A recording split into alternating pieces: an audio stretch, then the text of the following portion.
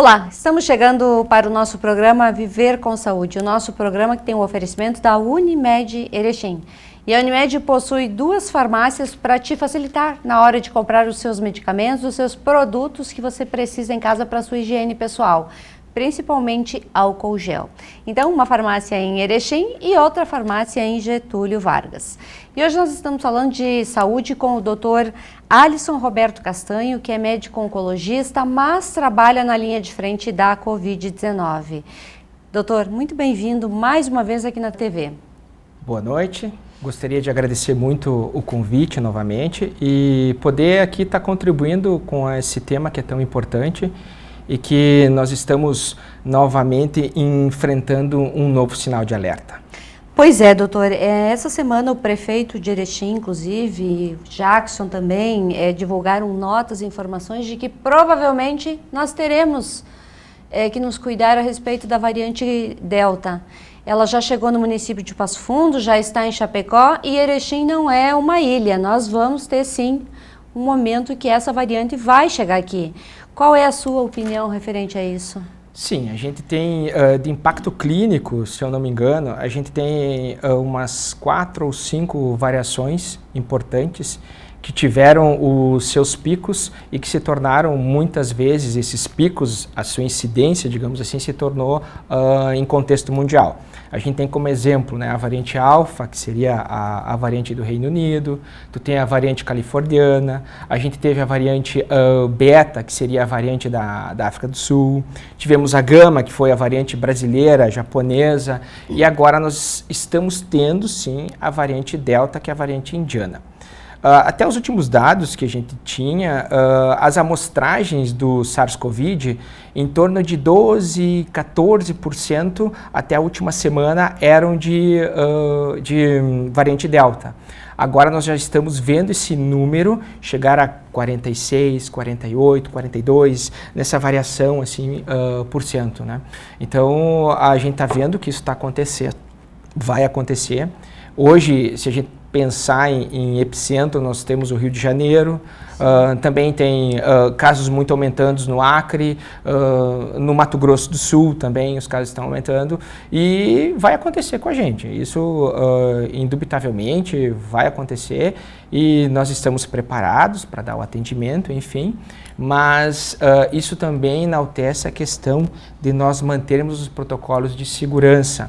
Porque, infelizmente, o que acontece quando há flexibilização é que a gente relaxa, o que é natural, que a gente faça, né,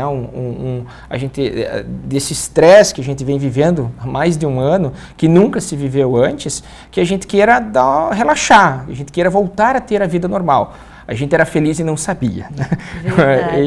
Então a gente quer ter aquela felicidade que muitas vezes nós não valorizamos ou não valorizávamos e hoje a gente quer de volta, aquela vida simples, muitas vezes que a gente reclamava, nós queremos de volta. E isso faz com que a gente esqueça de seguir os protocolos de segurança. Né? Então vamos manter os protocolos de segurança. Pânico não é necessário, porque o pânico, na verdade, nos atrapalha. O pânico não nos deixa trabalhar de modo coerente, conciso e muitas vezes claro para a gente tomar as decisões certas. O pânico gera fake news, o pânico gera desinformação. O que nós temos que ter é seriedade e continuar fazendo o que nós já viemos fazendo. Doutora, essa variante Delta que tem assustado, ela é muito mais contagiosa do que as outras. É muito mais rápido contaminar, por exemplo, uma família e essa família disseminar? O que acontece, que os trabalhos estão mostrando, é que o que são essas variações? São mutações, principalmente em determinadas proteínas, que aumentam a capacidade de infectar do vírus e, consequentemente, a capacidade de gerar a patogenicidade da doença. Então, o que ocorre? O que se viu com a variante Delta é que a concentração dela em via aérea é muito maior do que as outras. Consequentemente, a capacidade de infectar ela é maior. Quanto a capacidade de infectar é um determinado número com uma determinada variante que esse vírus tinha, agora que o mesmo vírus tem, com uma variante que criou uma proteína diferente, é muito maior, porque a concentração, principalmente em via aérea dele, aumenta muito mais. E esses sintomas iniciais Claro, para se detectar que está com a variante Delta é só através do exame, não tem outro método. Mas o sintoma, ele começa a ser mais rápido do que o sintoma das outras variantes? O que a gente vê é que, né, pelo que se descreve, pode mudar um pouco os sintomas, você pode ter um pouco mais de cefaleia, mas o que é importante, o que a gente tem que pensar? A gente quer evitar as formas graves, certo? Essa é a nossa preocupação. As formas sintomáticas leves e muitas vezes a moderada, que vão gerar hospitalização, mas não vão gerar leitos de UTI, essas formas, elas não são importantes, mas não são tão importantes porque elas não vão causar a morte do paciente. Não vão levar à morte e não vão levar ao impacto em saúde como a gente viu e como a gente teve. Então, o que é importante que a gente tem que colocar como primeira conduta? Vacinação. Alguns trabalhos e diversos estudiosos que são especialistas nessa área estão vendo que as vacinas são efetivas. Efetivas no seguinte contexto: elas impedem a forma grave da doença. Certo. Então, o que me preocupa, o que nos preocupa, como no contexto de saúde pública e no contexto de profissionais de saúde da linha de frente, são as formas graves. Que essas são as formas que vão levar o paciente ao óbito, que vão trazer a dor, a tristeza e o caos na saúde. Então, vacinação. E, principalmente, nas vacinas que são de mais de uma dose, completar as doses. Porque não é por acaso que as vacinas são 2 doses, enfim, ou 3 doses, enfim. O que acontece? É necessário para você ter a resposta imunológica na sua intensidade a completar as doses. Certo. Então as pessoas às vezes se assustam, eu fiz uma dose, passei mal, sabe, criam teorizações. Pessoal, é muito pior você estar num leito de UTI, entubado, sem contar que a gente também tem que analisar hoje que quando você é entubado, está no leito de UTI, você luta pela sua vida. Depois que você sai dali, você tem uma série de sequelas que o Covid está trazendo para nós, e que a gente chama de morbidade, que pacientes não estão mais se recuperando, alguns. E os que se recuperam estão levando muito tempo. Então, pessoal, eu senti um efeito adverso. Sim, pode acontecer, mas ele é muito menos intenso do que você desenvolver ou ter a forma grave da doença no momento que você contrair aí a variante Delta, e você vai daí se questionar, ou como a gente vê na UTI, às vezes, não quiseram se vacinar, daí você vê os familiares lá chorando, peso na consciência, por que não se vacinamos, por que a gente não fez? Vejam a responsabilidade disso, porque você tem o potencial naquele instante do questionamento do teu eu interior. O teu interior te remete à seguinte questão: ele poderia ter vacinado. E se tivesse vacinado? Não é por acaso que os casos estão baixando, gente. É devido à vacinação. O Brasil, se eu não me engano, está com, acho que é 25%. 25% da população está vacinada com as 2 doses e 52%, 54% com uma dose. Que número que a gente tem que buscar? É o 70%. E nós só vamos conseguir vacinando. Então, se você tem a vacina, agradeça. E não adianta a teoria da conspiração no sentido de que os fake news ou as ideias incorretas que geram respostas e perguntas que nos levam à desinformação. Porque, pessoal, o mesmo princípio que aprovou a vacina que hoje nós usamos, o mesmo princípio, a medicina baseada em evidência, o mesmo princípio científico, é o mesmo que aprova os medicamentos que a gente usa para diabetes, hipertensão, câncer. É o mesmo princípio científico que aprovou as diversas vacinas que fizeram a humanidade chegar onde ela está.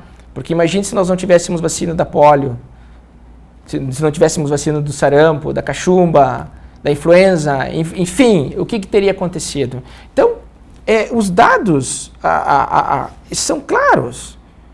Então, por que gerar questionamentos que não nos levam a lugar nenhum? Ter opiniões, sim, buscar a ciência, buscar hipóteses diferentes, isso é importante. Mas nós temos que frisar e enaltecer, sim, que se nós estamos aqui e com os casos diminuindo, e nós estamos hoje relaxando no sentido de poder voltar a ter uma vida normal, é principalmente graças à vacinação. Estão aí os fatos para nos mostrarmos. Então, pessoal, por favor, quem tem vacina de graça? Vacina de graça. Então, vamos lá. Ou depois não adianta lá na UTI, com seu familiar lá dentro, ou você, porque não vacinei. Não vai ter volta. Você tinha opção e não quis. É verdade. Algumas pessoas na semana anterior, levantaram alguns questionamentos sobre a eficácia dessas vacinas, porque algumas pessoas no universo mínimo foram a óbitos, após terem tomado as 2 doses. Não tem relação ou tem alguma relação? Como é que se explica isso para que as pessoas leigas entendam de uma forma clara e objetiva? Pessoal, quando a gente faz um trabalho clínico, por exemplo, um estudo clínico de fase 3 lá, que eu quero testar a eficácia, isso, e ver o impacto que ela vai ter, por exemplo, em diminuição da gravidade da doença, em diminuição da mortalidade, em evitar as formas graves. Por exemplo, você tem lá um número separado de pacientes que você vai fazer análise em cima dessa vacina, desse experimento, tá? Esse experimento, ele já passou por determinados estudos, que são os estudos pré-clínicos, antes de chegar no ser humano, é feito estudos de fase 1, fase 2, chegou no fase 3. O que acontece? Nada é 100%, pessoal. Ou quando você toma um medicamento, ou quando você faz um tratamento é 100%? A medicina não é uma especialidade de fim, ela é uma especialidade de meio, ela trabalha com medicina, ela tem base em determinadas evidências que determinados tratamentos me dão. É 90% a taxa de cura. Sim, é 90% a chance de você estar curado, é 95% a chance de você estar curado, mas você tem os 5%. A eficácia das vacinas gera em torno de 94%, 95%, né, 90%, 92% em impedir a forma grave. Mas e os outros 8%, 10%, os 8,5%, os 8,4%? É que nem você vai fazer um tratamento. 1% dos pacientes desenvolveram um choque anafilático recebendo tal medicamento, tal vacina. Né? Uma forma grave de choque, de uma reação que receberam por aquela vacina. 1%. Num universo que você vai usar isso aí em 100 milhões, você vai ter essa porcentagem. Se a gente for nessa conduta, a gente não faria tratamento nenhum. Nós teríamos que voltar, nem um tratamento, é só ler a bula do medicamento.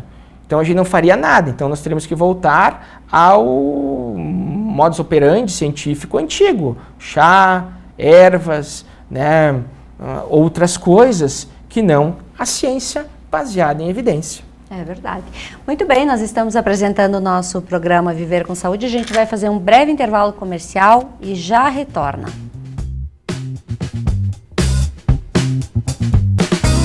Voltamos com o nosso programa Viver com Saúde. Hoje nós estamos falando um pouquinho sobre essa variante Delta e a importância que eu tenho, que você tem, que todos nós temos neste momento, é de evitar as aglomerações e manter todos os protocolos de saúde.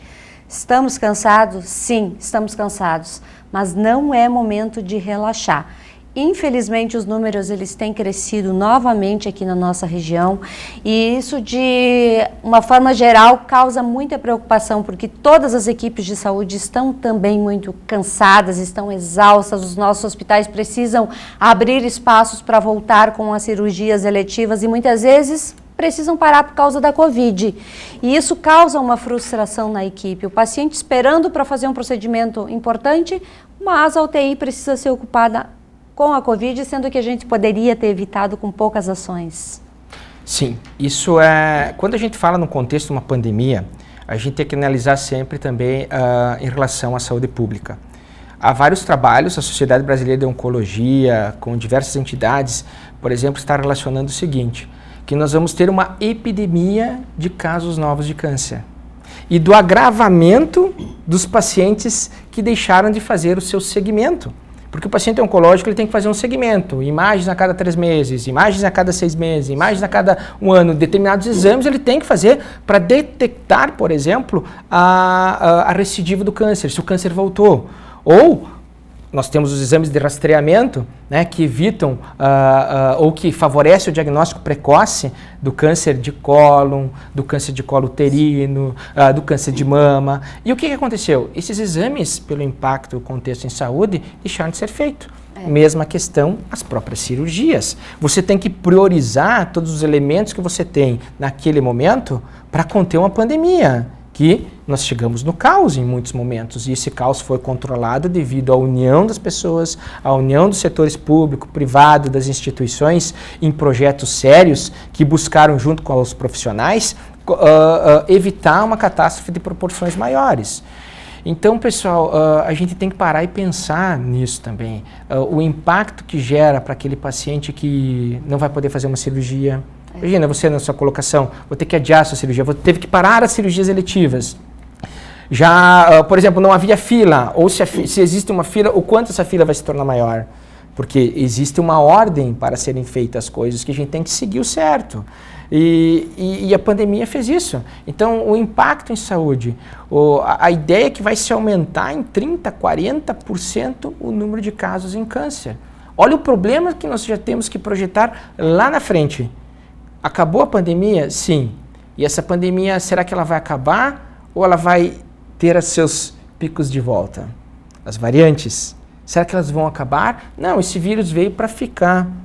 E nós vamos ter que estar sempre preparados para agirmos de forma contundente, efetiva. Então, ele veio para ficar. As vacinas vieram para ficar, pessoal. Isso não vai deixar de existir, não vai ter um fim. No sentido, talvez, da gravidade, como pandemia, como uma pandemia fase 4, enfim, o contexto mais sério, sim. Mas ele vai continuar existindo, nós vamos ter que continuar tendo algumas medidas, nós vamos ter que continuar em vigilância, em alerta, e nós vamos ter que continuar nos vacinando. Com certeza. O governo já estuda, inclusive, uma terceira dose, uma quarta dose, alguns países já estão adotando justamente para conter esse vírus aí que, infelizmente, a ciência, por mais esforço que tenha feito, não está ainda conseguindo achar uma solução definitiva, porque por ser um vírus, e a gente sabe que os vírus eles demandam muita pesquisa para se chegar a um resultado final. Precisamos ainda, quem sabe esse ano, fazer uma terceira dose, uma quarta dose, por exemplo, da Coronavac, que já se foi estudado, da AstraZeneca? Eu creio que sim, mas antes de tudo, nossa opinião, e acho que a opinião da maioria dos meus colegas, é que a gente tem que vacinar todo mundo. A gente tem que chegar no número de 70%. Voltamos a forçar que é importante fazer. Todos estarem vacinados. Daí vamos debater, e já vai estar, dentro do nosso entendimento, já vai estar como um consenso, fazer uma terceira dose. Certo. Sim. Doutor, referente às bactérias, a gente sabe que foi para a UTI, precisou de uma incubação, resolveu o problema da Covid, mas muitas vezes o óbito se dá por causa de bactérias. Como é que se estuda tudo isso? Como é que se analisa esse cenário? É que nem tu falou antes a questão do vírus, né? O vírus, bem como as bactérias, existem antes de nós aqui. Eles são há bilhões de anos. Traiçoeiros. E há bilhões de anos eles existem. Eles são habitantes desse planeta antes de nós.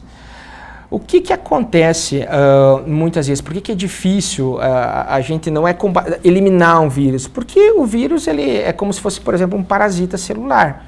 Ele tem lá um componente genético, um DNA, um RNA, e ele se utiliza da nossa célula como meio de se replicar e se manter vivo, certo?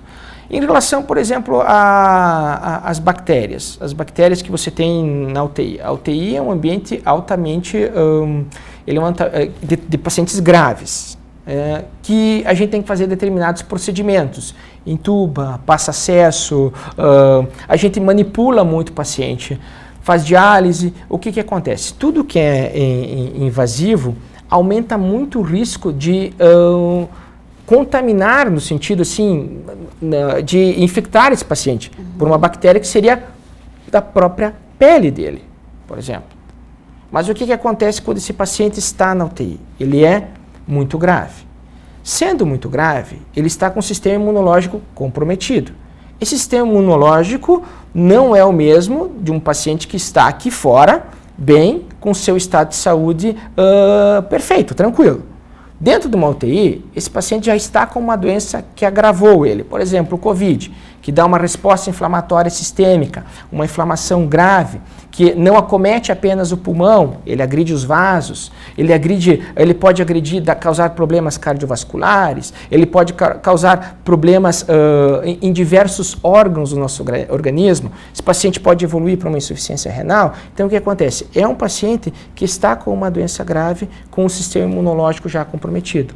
Uma bactéria que eu tenho aqui fora, que é uma bactéria que fica como um habitante natural da minha pele, dentro de uma UTI, devido a todo esse contexto de imunidade, devido a todo esse contexto, gravidade de doença, devido a todo esse contexto, procedimentos que temos que fazer, por mais que nós tenhamos os mais zelosos cuidados, acontece dessa bactéria que aqui não faria nada para ele, no hospital causar uma infecção hospitalar grave. Então, não é só as bactérias, é os fungos, e são pacientes que ficam um longo tempo em UTI. Então, o que acontece com o paciente que está na UTI, pessoal? As pessoas, às vezes, têm uma ideia uma teoria muito fantasiosa da UTI, né? A gente brinca, parece Alice no País das Maravilhas, né? Aquela coisa assim, né? Muito que, eu não sinto dor. Não, na UTI, o que acontece? Você é entubado. Você precisa de um aparelho que faça você respirar. Você não come. Você vai estar sedado. Então você passa uma sonda que vai alimentar você com uma determinada dieta que é colocada lá, um potinho, lá no recipiente, e é colocada essa dieta. Você não vai no banheiro, porque você tem que ser sondado, essa sonda vai ser o seu controle. Você não tem vontade nenhuma, você está lá parado. Qual que é o natural da gente? O natural da gente é eu estar aqui, as minhas funções fisiológicas eu controlo, eu me alimento, o meu pulmão respira sem um procedimento invasivo, que é colocar um tubo e colocar num aparelho. Então, o que acontece? Tudo isso gera manipulação, tudo isso gera procedimentos. Então, não tem uma ideia, a UTI muitas vezes é muito sério, é muito sofrimento, sim, que se passa lá. Você, por exemplo, fica deitado. Imagina você ficar deitado 2, 3, 4 horas. Então, o paciente não pode ficar deitado 2, 3, 4 horas. Porque se você ficar deitado sobre o seu braço, por exemplo, aqui, 2, 3, 4 horas, o seu corpo começa a doer suas costas, se você não se movimenta.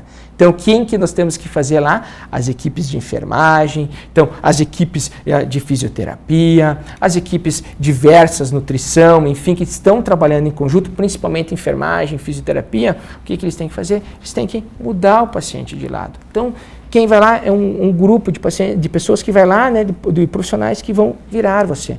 Em relação ao Covid, nós temos que botar o paciente de barriga para baixo, que isso melhora muito a questão pulmonar dele. Isso ajuda, faz parte do tratamento. Daí nós vamos lá em equipe, temos que virar esse paciente com todo o cuidado, porque ele está com determinados acessos, ele está com um ventilador, todo um conjunto, um trabalho em equipe para que esse paciente consiga ficar lá suas 16, 24 horas de barriga para baixo, que isso vai melhorar muito a parte pulmonar dele. Então, decorrente a tudo isso, aumenta sim muito o risco. E claro, o que você tem no ambiente hospitalar, por mais que você tenha todos os cuidados, tanto que os perfis são muito parecidos das UTIs. Sim. As UTIs elas não são diferentes, elas trabalham sobre um padrão.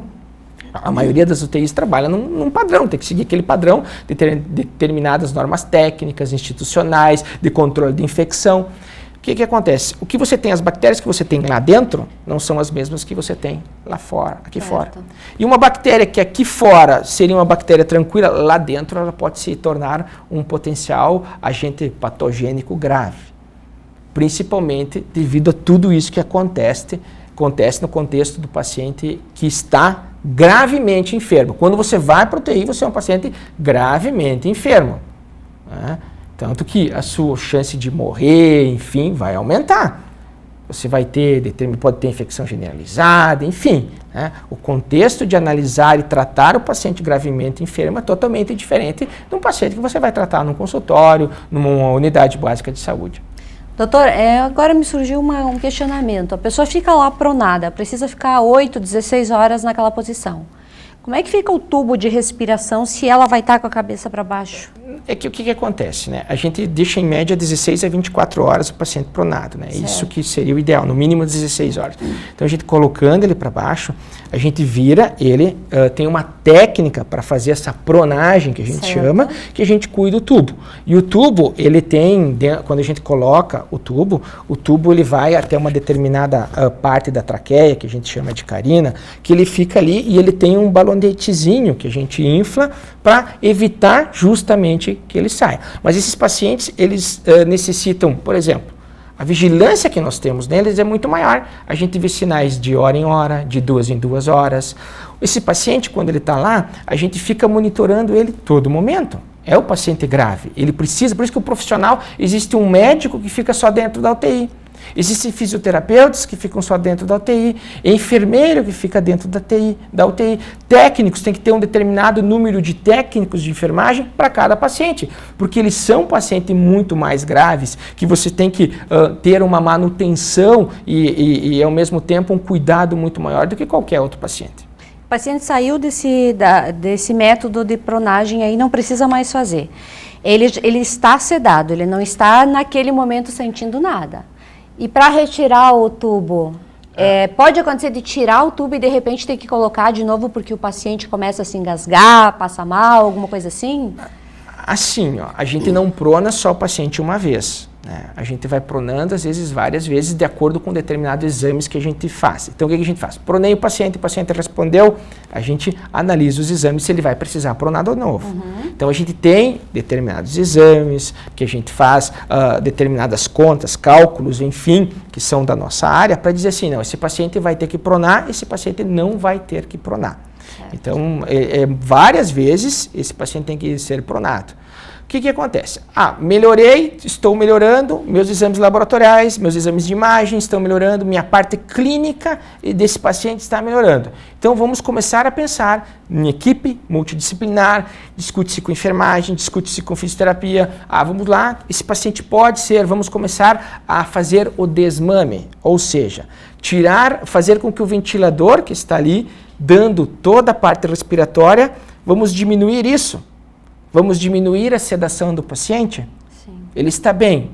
Acho que agora é o momento. Se discute, tem estudos, medicina baseada em evidência, tem trabalhos que nos dizem, esse é o momento. Tenho dados o suficiente que o fisioterapeuta vai me dar, a enfermagem vai me dizer, o médico vai sentar. Não, temos dados suficientes para começarmos a pensar em desmamar o paciente do ventilador, ou seja, tirarmos ele do ventilador. Então vamos fazer algumas determinadas técnicas, principalmente aí entra o trabalho que nós temos que enaltecer do fisioterapeuta, que é fundamental, que é um profissional que é necessário na CTI a todo momento, e que ele vai começar a fazer o trabalho dele em conjunto, mas sim, agora é o momento principal dele, em fazer o desmame do paciente, em usar modalidades no ventilador, diminuindo a sedação. Conseguimos. Ele preenche critérios tubais, tubamos esse paciente. Pode acontecer de ter que entubá-lo, ele, por uma nova infecção? Sim. Por uma piora do quadro clínico? Sim. Ele pode fazer um novo evento de enfermidade, pode ter um AVC, pode ter uma infecção pulmonar, novamente, não pelo Covid, por uma bactéria, por um fungo. Ele pode ter uma isquemia cardíaca. Esse paciente dentro da UTI pode ter isso. Pode, várias coisas. É isso que as pessoas não é só, é um problema, a gente não analisa só, não é como simplesmente, vou tratar esse problema. Não, é um contexto de doenças que esses pacientes podem ter dentro de uma UTI, de várias enfermidades. Daí o que pode acontecer? Ele pode ter que ser entubado de novo. E mesmo nós fazendo toda a conduta certinha, seguindo os protocolos de extubação, existe uma chance desse paciente ter falha a extubação e ter que ser entubado de novo.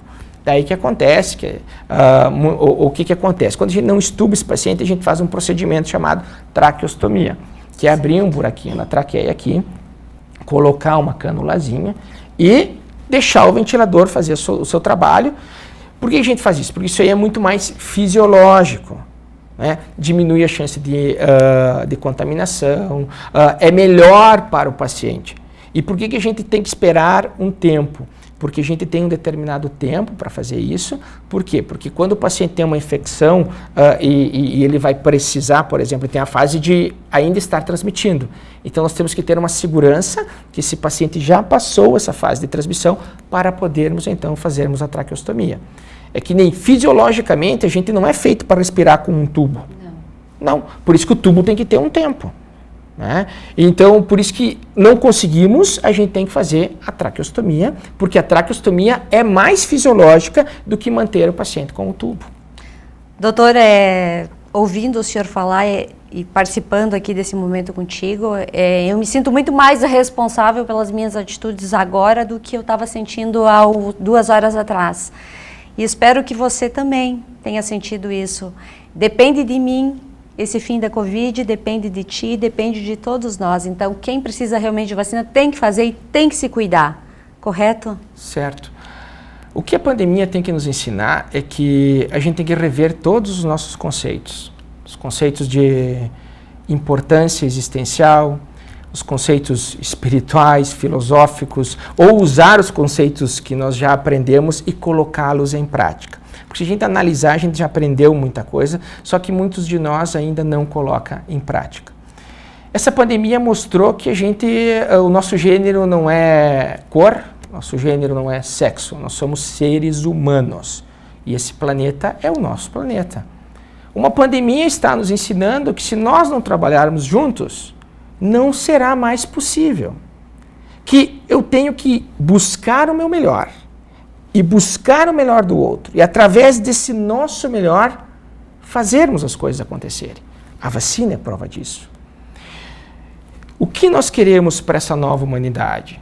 O que a gente quer no sentido de contexto existencial? O que nós buscamos? Hoje eu sou médico. Amanhã eu sou paciente. Vários colegas profissionais estiveram no UTI. Vários colegas morreram. Várias pessoas que você tinha ao seu lado não estão mais. Qual é o bem maior que nós temos? Os objetos, as coisas. Você perde isso em instantes. A identidade que você tinha aqui fora, né? As condições básicas que você tinha e que era felicidade e você não sabia, como poder comer sozinho, como poder andar, como sorrir sem máscara, como abraçar alguém, você não pode mais. Numa UTI, você está totalmente recluso disso. Nem seus familiares estarão lá. Quem vai lhe cuidar é alguém estranho. É um profissional da área de saúde, que talvez você cruzou ele várias vezes no seu dia a dia e nunca ouviu. E lá ele vai ser a principal pessoa que vai estar atuando para que você viva. O que nós temos que aprender com essa pandemia? Qual é o nosso bem maior? Primeiro, não somos felizes sozinhos. Felicidade é um sentimento que devemos compartilhar uns com os outros. Isso nos mostrou. O que adianta eu estar teoricamente bem se eu estou recluso? Não compartilho esse sentimento de felicidade. Segundo, qual é o nosso bem maior? São as pessoas. Então, temos que parar de agir unicamente por nós mesmos e agirmos mais uns pelos outros. A humanidade avança quando andamos juntos, de mãos dadas. Chega de fechar a mão, vamos abrir a nossa mão. E vamos nos dar um abraço, esse abraço de sentimento, esse abraço de consideração pelo outro, de querer o melhor do outro, de não apenas ver o melhor de si. Porque muitas vezes você vai precisar desse outro e você nem sabe. O médico de hoje é o paciente da manhã.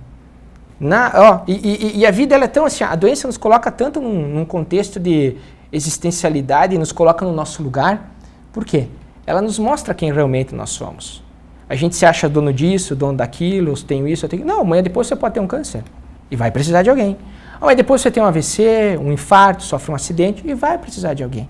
Amanhã depois a tua autonomia, a tua capacidade de agir sozinho, você vai precisar de alguém que vai lhe ajudar a caminhar ou vai lhe ajudar a se alimentar. Portanto, pessoal, vamos pensar mais uns nos outros e valorizarmos mais uns aos outros. Porque todo o resto é uma mera ilusão que muitas vezes a doença nos coloca no nosso real estado existencial. Muito obrigada, doutor. Que Deus continue guiando os seus passos, as suas mãos, a sua sabedoria e que seja dentro de um bloco cirúrgico, num centro de oncologia, numa UTI, na sala de aula ou numa entrevista, que o senhor sempre tenha essa serenidade, essa resiliência em tocar o coração das pessoas. Obrigada. Muito obrigado e sempre que precisarem podem contar comigo. Obrigada. Vamos seguir, né? Vamos seguir juntos. Vamos estar uns com os outros. É isso que nós precisamos. Obrigada. E a todos vocês, uma boa noite.